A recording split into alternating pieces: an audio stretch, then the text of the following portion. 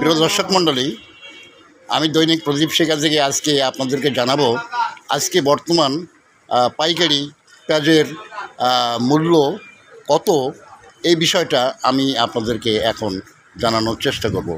আমি এখন রয়েছি ঝাউডাঙ্গা পেঁয়াজের আড়তে, পাইকারি কেনাবেচা হয় সেখানে। আমরা যিনি আড়তদার রয়েছেন আমরা ওনার সঙ্গে কথা বলব।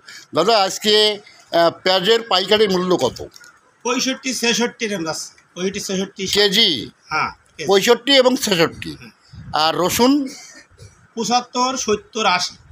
75-70-80, অর্থাৎ মাল হিসাবে দাম যেমন মাল তেমন দাম। আচ্ছা, এই বর্তমানে পেঁয়াজের কি কোনো ঘাটতি আছে বলে মনে হয়? আমাদের তো ঘাটতি লাগে না, কোনো ঘাটতির প্রয়োজন হয় না।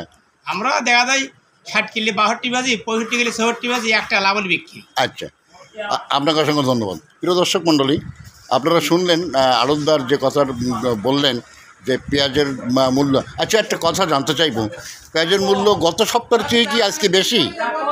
একই বাজার লাগে, একই বাজার। প্রিয় দর্শক মণ্ডলী, আমাদের ঝাউডাঙ্গাতে কিন্তু পেঁয়াজের মূল্য বাড়েনি।